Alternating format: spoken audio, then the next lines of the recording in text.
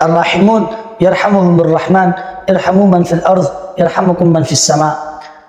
یہ جو لوگ رحم کرتے ہیں اللہ ان پر رحم کرتا ہے، اور تم زمین والوں پر رحم کرو اللہ آسمان والا تم پر رحم کرے گا۔ اس حدیث پر عمل کرنے کا ایک اچھا موقع ہے ہمارے پاس، وہ یہ ہے کہ جیسے گرمی کا احساس ہمیں ہوتا ہے، گرمی کی شدت اور تپش کا احساس ہمیں ہوتا ہے، ایسے ہی اس گرمی کا احساس درندوں کو پرندوں کو بھی ہوتا ہے۔ لیکن ہوتا یہ ہے کہ جب ہمیں گرمی کا احساس ہوتا ہے، ہم گھر جاتے ہیں، مسجد چلے جاتے ہیں، چھت کے نیچے بیٹھ کر پنکھا چلا لیتے ہیں، اے سی چلا لیتے ہیں، یا ٹھنڈا پانی پی لیتے ہیں، درخت کے سائے میں بیٹھ جاتے ہیں، ٹھنڈی ہوائیں جہاں چلتی ہیں، یا ہم شربت بنا کے پی لیتے ہیں۔ غرض یہ ہے کہ ہم گرمی سے بچنے کے لیے کچھ راستہ ڈھونڈتے ہیں۔ لیکن یہ جو دوسری طرف درندے ہیں، پرندے ہیں، جب انہیں گرمی کا احساس ہو تب بھی، گرمی کا احساس نہ ہو تب بھی، یہ بیچارے صبح نکل کر دانہ چگنے کے لیے نکلتے ہیں اپنے لیے، بچوں کے لیے۔ کہیں دانہ مل گیا تب بھی رات کو پہنچنا ہے، نہیں ملے تب، نہ ملے تب بھی رات کو پہنچنا ہے۔ لیکن گرمی کا احساس ہم سے زیادہ انہیں ہوتا ہے۔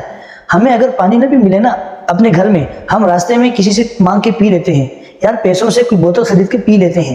لیکن اگر ان بیچاروں کو پانی نہ ملے نا، یہ تھر تھراتے پھرتے ہیں یہ۔ تو اس حدیث پر عمل کرنے کا بڑا اچھا موقع ہے کہ ہر آدمی یا ہر گھر میں سے ایک آدمی 40 سے 50 روپے کا باجرہ لے کر اپنے مکان کے چھت پر یا گلی میں یا درخت کے سائے میں، جہاں پرندے آپ کے علاقے میں آس پاس زیادہ بیٹھتے ہیں، وہاں باجرہ ڈالے اور ساتھ میں پانی بھی رکھے۔ تو 40 سے 50 روپے کا باجرہ، یہ ہمارے تجربے کے مطابق تقریباً 3 سے 4 دن وہ چل جاتا ہے۔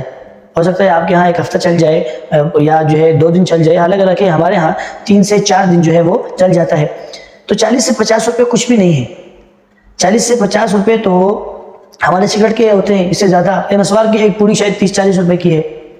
تو 40 سے 50 روپے کا باجرہ لے کر ساتھ میں پانی رکھ کر اگر ہم ان پرندوں کا خیال رکھیں، ان پر رحم کریں، تو آسمان والا ہم پر رحم کرے گا۔